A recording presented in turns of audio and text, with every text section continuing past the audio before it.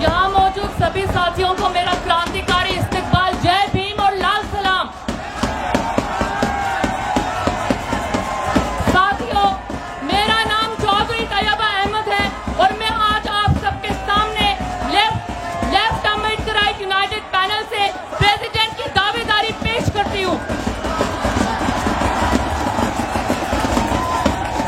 सबसे पहले मैं कल पहलगाम में हुए टेररिस्ट अटैक को कंडम करते हुए अपनी कंडोलेंसेस देती हूँ उन तमाम लोगों को जिनके फैमिली मेंबर्स की जान गई, जिन्होंने किसी अपने को खोया।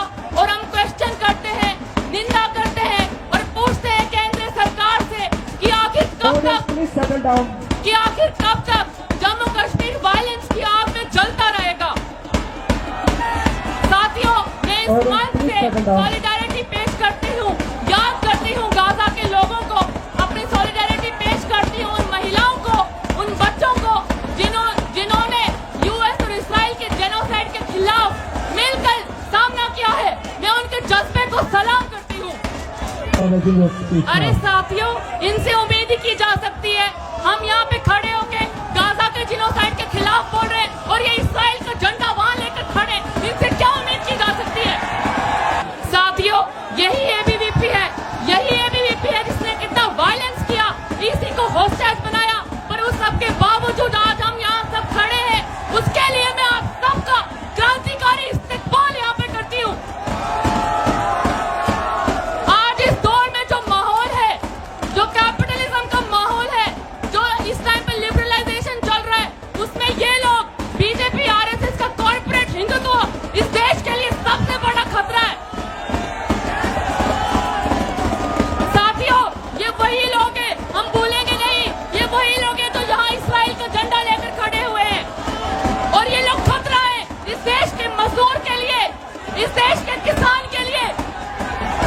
साथियों, ये जो यहाँ पे खड़े हैं, जिनोसाइड इनेबलर्स जो लोग हैं, इन्होंने इस देश में मजदूरों के खिलाफ, किसानों के खिलाफ काम किए हैं।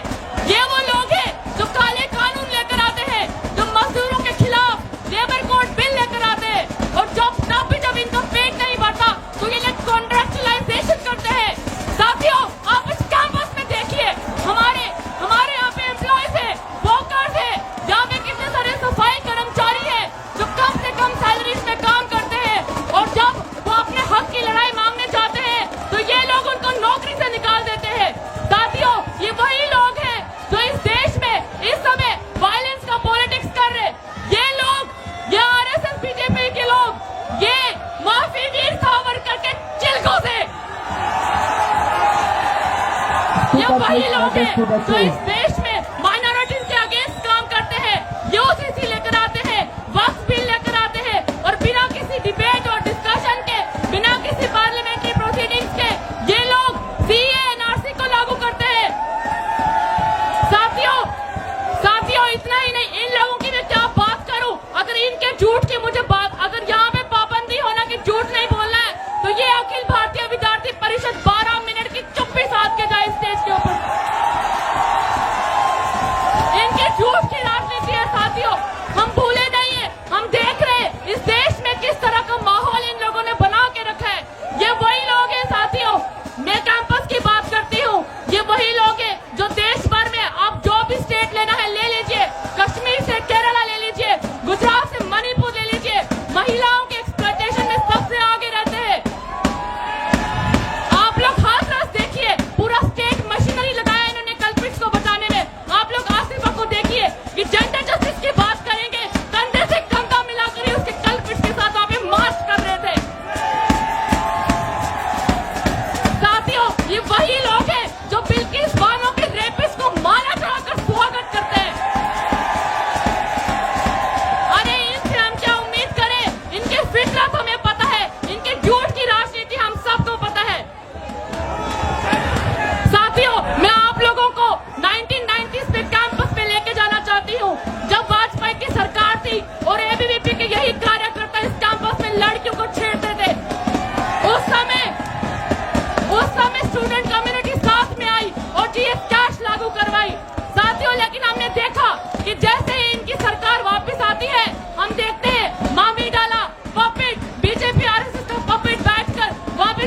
समाज को स्क्रैप करता है। सिर्फ इतना ही नहीं साथियों, उसके बाद 2018 में अतुल जौहरी एक संघी के खिलाफ जब केस होता है सेक्सुअल हरासमेंट का, तो कौन लोग हैं जो उस कल्प्रिट के साथ घूम रहे थे? कौन लोग हैं जो विक्टिम को कंप्लेंट नहीं करने दे रहे थे? वो यही है अखिल भारतीय हरासमेंट परिषद। साथियों, ये वही लोग हैं जो कैंपस के अंदर और कैंपस के बाहर मार्जिनलाइज्ड सेक्शंस को दूर रखते हैं, उन्हें टारगेट करते हैं। हम देखते हैं किस तरह से पीएचडी वाइवा में सोशल बैकग्राउंड पे लोगों के साथ डिस्क्रिमिनेशन होता है। हम देखते हैं किस तरह से फैकल्टी में जो फैकल्टी अपॉइंटमेंट है उनमें लोगों की सोशल बैकग्राउंड पे डिस्क्रिमिनेशन होता है। साथियों, ये संघी लोग हम जैसे मार्जिनलाइज्ड सेक्शंस को, ऑप्रेस्ड कास्ट को एजुकेशन से दूर रखना चाहते हैं। और इतना ही नहीं, ये लोग हमें प्राइवेटाइजेशन के तले दबा देते हैं। बड़ी मुश्किल से जब हम जाति को लड़के, धर्म को लड़के यहाँ पे आते हैं इस कैंपस में, तो इनका ब्राह्मणवाद, सामंतवाद और पितृसत्तावाद फिर से शुरू हो जाता है।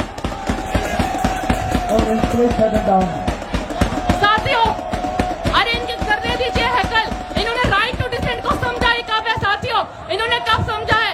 और जब हमारे साथी जाते हैं आवाज उठाने जुल्म के खिलाफ, तो यही लोग हैं जो उनको जेल में डालते हैं। आज मैं इस मंच पे याद करूंगी, अपना इस्तकबाल दूंगी उमर खालिद को, गुलफशा फातिमा को, शर्जील इमाम को और मियान हैदर को। तो यही लोग हैं जो पूरा का पूरा स्टेट मशीनरी लगाते हैं राइट टू डिसेंट को खत्म करने में। इस कैंपस में आप देखिए, ये लोग यहाँ पे फंड्स की बात करते हैं। ये जेएनयू की लेगेसी रही है कि स्टेट में हॉस्टल्स की बात हुई है। ये जेएनयू की लेगेसी रही है कि डेप्रिवेशन पॉइंट्स की बात हुई है। ये लोग बोलते हैं हम फंड्स की बात नहीं करते। अरे तुम्हारी सरकार है, जाके मांगो फंड्स। हम देख रहे हैं इस कैंपस में वी डोंट हैव फंड्स वाली ये सरकार हेफा से लोन लेकर आती है। आप कहीं भी चले जाइए, स्कूल ऑफ इंजीनियरिंग चले जाइए, आप साइंस स्कूल चले जाइए, करप्शन के सिवाय इन्होंने किया क्या है? हमें मिलती है टूटी फूटी दीवारें, टूटी हुई सड़कें। अगर हम रीडिंग रूम में जाते हैं तो किताबें नहीं है, स्टेडियम में जाते हैं तो लाइट नहीं है।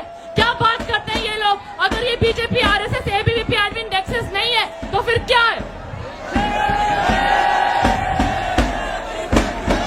अरे कीजिए, मैं बिल्कुल नहीं डरती, आप सोचना मत, बिल्कुल नहीं डरती हूँ मैं। मैंने देखा है 2020 में जब मैं इस कैंपस में आई तो यही लोग थे। मैंने अपनी आंखों से देखा है इन्होंने किस तरह स्टूडेंट्स को धमकाया। रामनवमी के दिन गोदावरी हॉस्टल के सामने पेरियार से इन्होंने मीट वेंडर को घसीटते हुए रोड से ये लेकर गए। मैंने देखा अपनी आंखों से, तो मत सोचना मैं डरती हूँ। साथियों, इन्होंने हमारे स्कॉलरशिप के साथ क्या किया?